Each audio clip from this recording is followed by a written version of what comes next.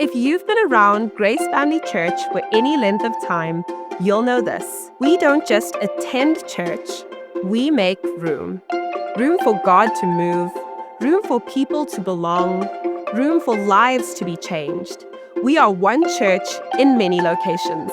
And this year, together, you made room in extraordinary ways. You made room to love God. Across our campuses, 301 people were baptized, declaring new life in Jesus. Week after week, people gathered on Sundays, lifting their eyes, their hands, and their hearts in worship. More than 13,000 minutes of worship rose heavenward, and somehow, over 39,000 cups of coffee were served along the way. And none of this happens without people. Our volunteers showed up and served faithfully and made space for others to encounter God. You made room to love people. Over 300 people found connection at newcomers' dinners and dessert evenings. 269 people explored faith through Alpha, asking honest questions in safe spaces. Thousands of kids stepped into the adventure of following Jesus. And our young people found belonging in Grace Youth. Because church isn't just a place you go, it's people you belong to. Let us consider how we may spur one another on toward love and good deeds. You made room for people to come as they are. Many first-time visitors felt welcomed and found home. Over 500 individuals and families received care beyond Sundays through support, presence, and prayer, because no one should walk alone. And the room didn't stop at our buildings. Our digital campus reached far beyond walls. People gathered online every Sunday, and the gospel truly crossed borders and screens. Led by incredible digital hosts, serving with love and care every single week, because church can happen anywhere. You made room to make a difference. Through missions and justice, 16,052 people were reached through our partner organizations. 1,040 people were served at the street school.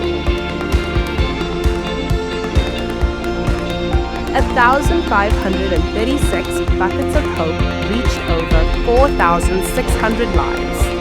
With 2.6 million rand worth of food and aid, hope was made tangible. Every number tells a story. Every story has a name. And every name matters to God. Now to Him who is able to do immeasurably more than all we ask or imagine. Grace Family Church, you made room. One church, many locations, making room together. Merry Christmas, Grace Digital Family, from us, Michelle and me, and our family to your family. A blessed and Merry Christmas, and we're delighted to be joining you today. And as you celebrate Christmas, we pray your hearts and homes will be filled with the overwhelming peace and joy of Jesus. So wherever you are joining us from across the globe, please know that you are so welcome. And just a reminder that there will be no service on the 28th of December, but that's just a great opportunity for you to create your own Sabbath by whatever means. Play and pray together with your family and those whom you love. Now, I'm so aware that Christmas looks and feels a little different for everyone. And our theme for this Advent series has been making room for Jesus in our lives, whatever our state of our heart is. And our prayer is that as you continue to give Jesus a seat at your table and you make room for Him in your hearts, that you'll be reminded of the Christmas story. That hope often arrives through ordinary people and unexpected places. Just like the innkeeper who invited the heavily pregnant Mary and probably the overwhelmed Joseph into his stable. God is closer than we think. That's so true, and thank you for that reminder, Wayne. So as Ramon shares the Christmas message today, let's lean in, let's listen closely and be open to what Jesus, our King of Kings, our Lord of Lords, and the Savior of this world has for us today. Take it away, Ramon. Star light, star bright, first star I see tonight. Deep in the darkness, creation is humming. A light has come, a light is coming. A light has come, a light is coming. At 299,792,458 meters per second, a light has come, and a light is coming. Light speeds and it spreads, covering everything it touches. It breaks, it illuminates, and it captivates. It stimulates the senses and eliminates the dark. It fascinates the children and generates a spark. It shines, and without it we're blind. Literally, it is only when light enters our eye that we are finally able to see. You see, we as people living in darkness, we need a great, great light.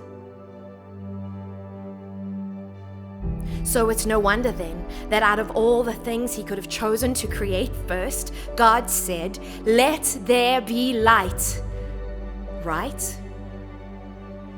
So in the middle of the night, when the angel appears to the shepherd's fright, do not be afraid, they say, just follow the light. Star light, star bright, a first son is born tonight. To a virgin mother, the brother of James who uttered wonder and suffered under others' blunders, to uncover a love for each other and a father and a son shining so brightly. It's only right that we call him the light of the world.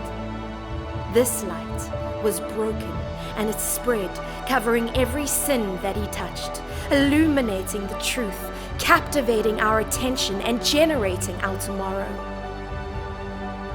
So let this be a sign that the blind can see, that the water is wine, that the broken are free, and his light will shine into every crack of brokenness, over every horizon of hope. Through the prism of his promise, behold, a drummer boy drumming for glory's homecoming, and evil succumbing to the light that has come, and a light that is coming.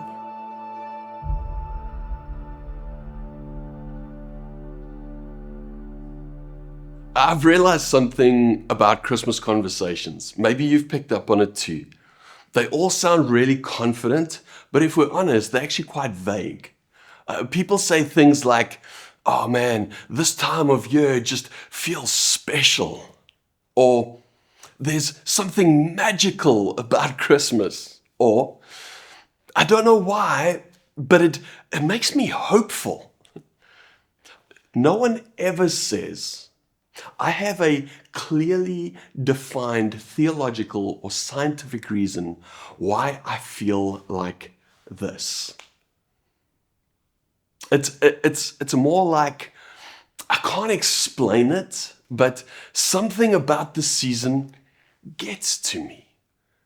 For some people, it gets to them in a positive way, and for other people, it gets to them in a not so positive way. And what fascinates me is that this happens even to people who don't believe in God. Even to people who won't call themselves religious in any shape or form. Even to people who are just here because, if they're honest, someone has invited them for lunch and now they're watching this first. There's this quiet sense that Christmas is pointing toward something bigger, but we're not quite sure what that is. And then the Apostle John opens up his gospel account, his account of the life of Jesus, and basically says this: "You know what? You're right. You've been sensing something. Let me explain to you what it actually is." John doesn't start Christmas with a baby crying. He doesn't start with shepherds and angels or a stable, and all of those are absolutely beautiful. But John, he starts with a sentence so bold it almost sounds unreasonable. He starts with this: in the beginning was the Word. In the beginning was the Word, which is John's way of saying, hey, before the lights, before the carols, before the traditions, before the debates about whether Die Hard is a Christmas movie or not, and by the way, it is, there was Him. John is saying Christmas isn't just a feeling. It's not nostalgia. It's not sentiment. It's an interruption. A moment when something eternal or someone eternal stepped into ordinary human life. And once you see that, Christmas stops being vague. It becomes personal. So, maybe the reason Christmas feels bigger than a really long weekend or a set of traditions is because all of us, in different ways, are actually responding to the same quiet question underneath it. What if this really is about something more? And before we talk about belief or faith or theology, let's just start here. All of us know what it feels like to want light in dark places. Isn't that true? We might have different stories, we might have different backgrounds, but we all have that same longing. And that shared longing shows up in more ways than we actually realize, especially when life feels uncertain or heavier than we expected it to.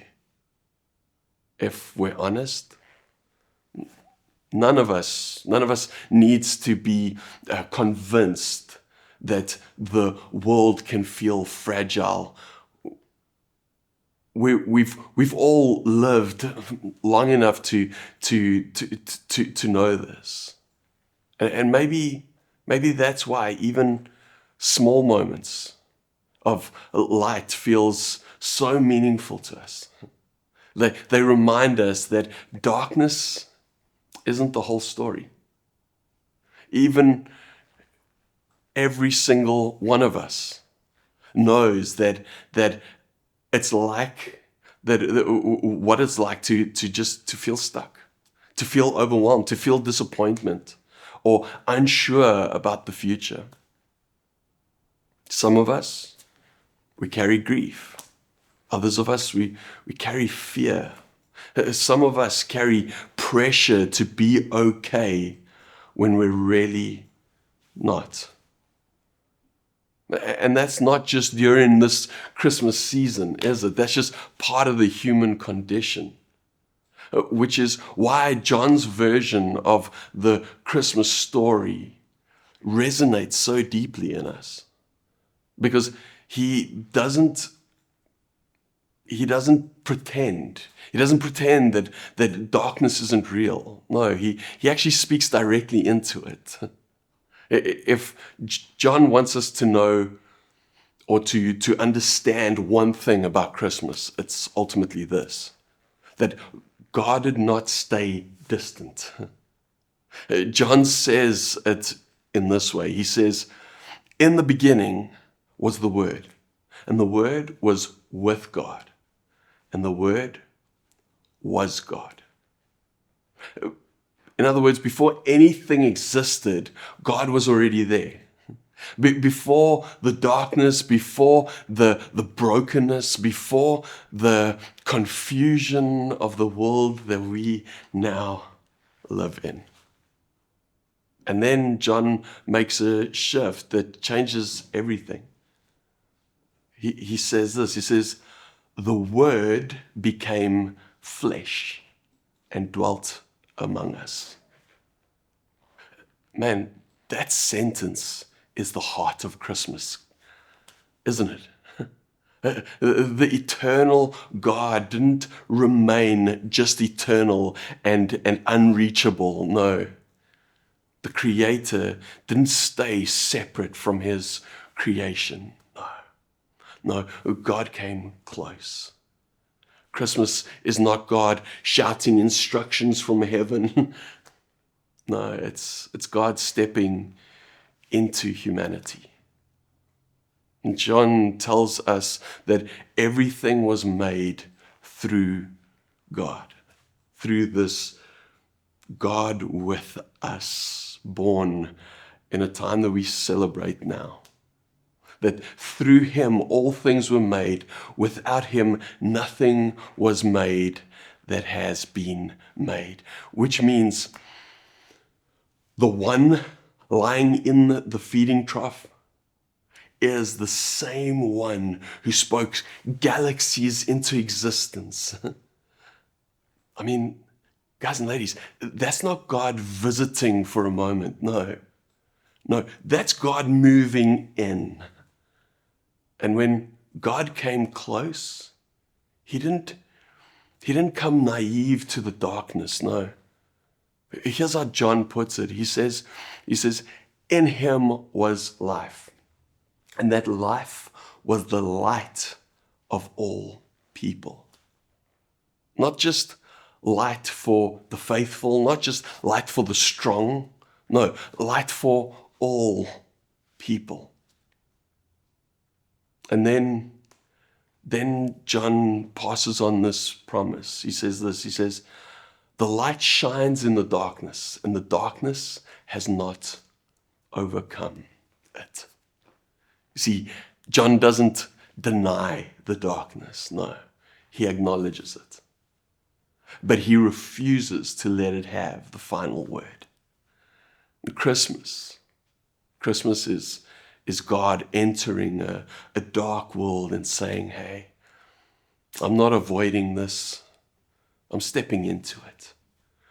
Which means when Jesus comes close, he doesn't come detached. No. He experiences hunger. He when he was here as human, he experienced fatigue. He experienced grief. He experienced joy. He experienced rejection.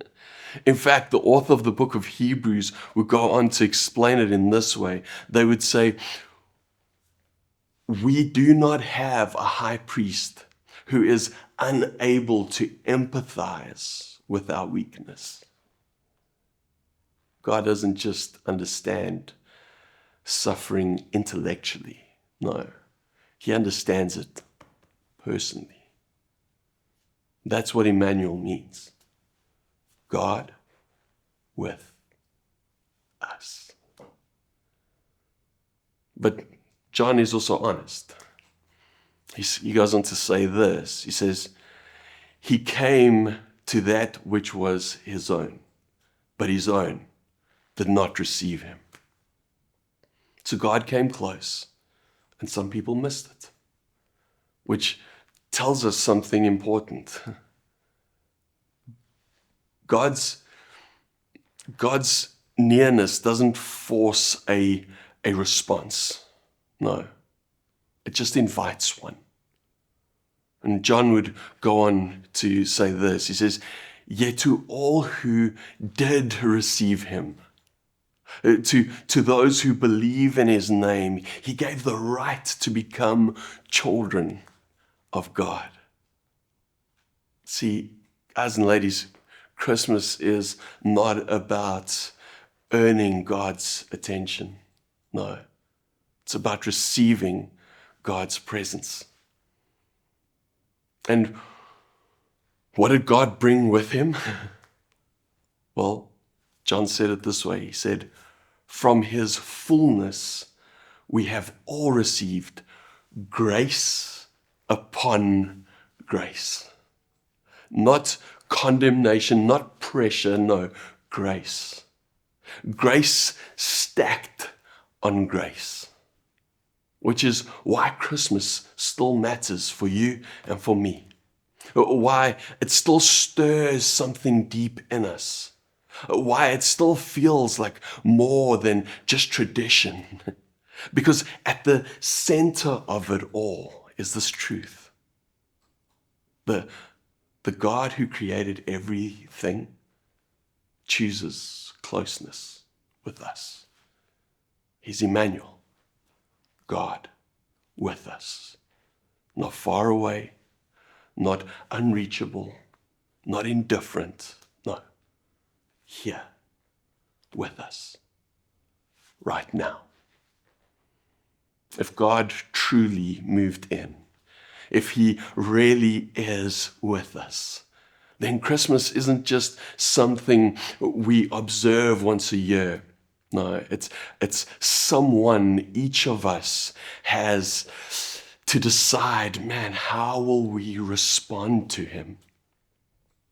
So, the question isn't whether God came close at Christmas. The question is, what does it mean for you if He did? Because if God really stepped into our world, not at a distance, not in theory, but personally, then Christmas becomes more than a story we admire. It becomes an invitation we respond to. And that response will look different for each one of us. Some of us watching today, man, we may just be exploring faith for the first time. Some of us may be unsure of what we believe. Some of us may have followed Jesus for years, but feel distant right now. Whether you find yourself, wherever you find yourself, I want to say this to you. Christmas invites you to consider this. Not just how close are you to God, but how close God has already moved toward you. For some of you, the response may simply be openness, a willingness to say, God, if you are real and you came close, then will you help me see it? For others, it may be honesty to admit that you've believed before, but life has made you tired. It's made you distracted or maybe guarded. And for some, it may be a quiet return, not dramatic, not perfect, just a step toward the God who already stepped toward you. Christmas doesn't ask you to fix yourself, no. It asks you to receive Jesus. Not effort, not performance, just Jesus. Now imagine with me for a moment, what could change if we lived like that were true? If we stopped measuring our faith by how much we know and started measuring it by how much we trust. If our homes became places of peace, if our conversations carried grace, if our presence reminded people that God comes close because God is here. John says, we have seen His glory, not because everything was perfect, but because God was present. My hope for you this Christmas is not that we leave impressed after watching this by a message, but that we leave aware of His presence. The light didn't stay far away. It moved into the neighborhood. And the good news is, he's still here. So, I'd love to just take a moment and just get quiet together. I wonder, where do you need light right now? Maybe it's a relationship, a fear, a loss, a decision you're needing to make, a question you haven't known how to ask. See, you don't need the right words. You don't need to know what you believe just yet. You just need a heart that's open to him. And if you've never said yes to Jesus, then this moment is for you too.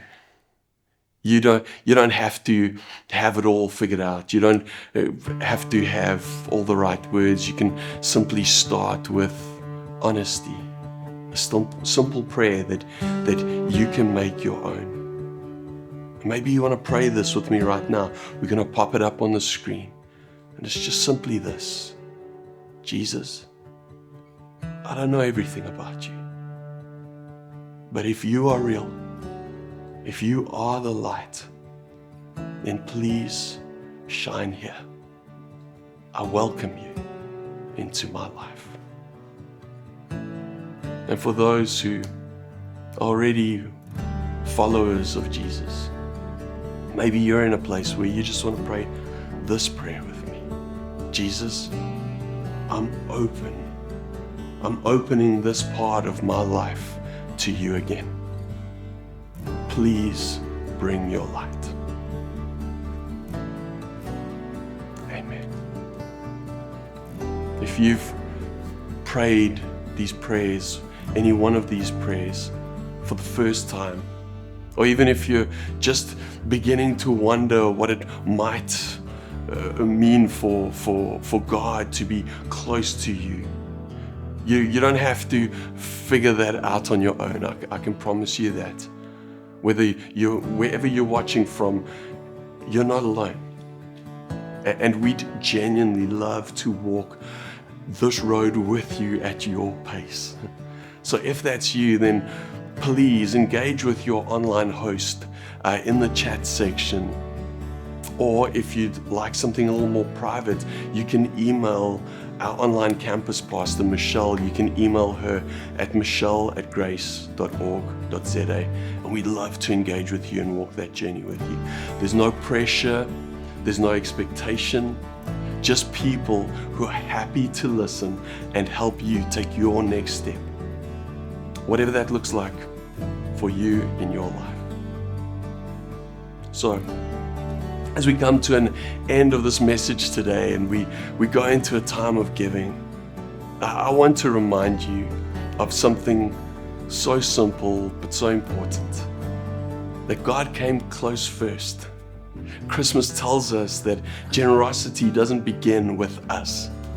It begins with God giving himself. So, when we talk about giving, especially in this moment, it's not about pressure or obligation, and I hope we catch that. It's about response. A response to grace. A response to his presence. A response to a God who chose closeness over distance. If you call this online church community home, then giving is one of the ways that we participate in what God is busy doing. It helps us create spaces where people can encounter hope, experience community, and be reminded that they are not alone. And if you new or just exploring faith or just watching here today, there's absolutely no expectation on you in any way at all. We're absolutely genuinely glad that you're here with us. This moment is simply an invitation, not a requirement, especially for our church family. So, as we give, or as you simply just pause with us, let this be an act of trust, a quiet way of saying, God, thank you for coming close. Use what I have to help others experience you too. You can do this by clicking on the information that your host will will be putting in the chat, or if you are an overseas visitor, you can give via PayPal. But in any way that you give, we thank you for that. In just a moment, we're going to go into a time of worship. And worship is just another way that we respond, not because everything is perfect, but because God is present. So, wherever you are right now, let this be a moment of reflection. From our family to your family, all around the world, we want to wish you a very Merry Christmas. Let our hearts together come in worship to the God who is Emmanuel, God with us. We love you. We'll see you. The valley depths are shadowed and the mountain walls so high. Every step I take is weary with the fear I feel inside. Kumelenge kubege, kumelenge mutembe yena.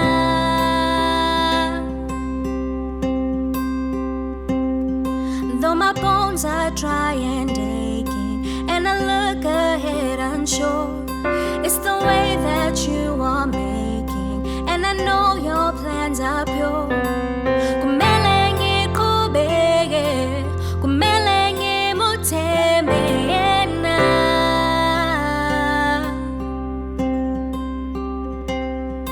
And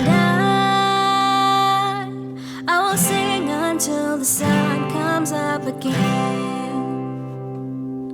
I will sing until the sun comes up again.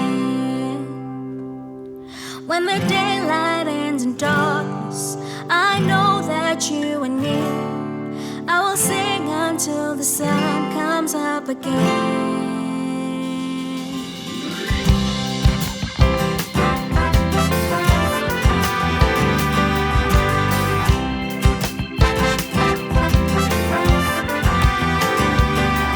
Though my bones are dry and aching, and I look ahead unsure, it's the way that you are making, and I know your plans are pure. Kumelenge kubege, kumelenge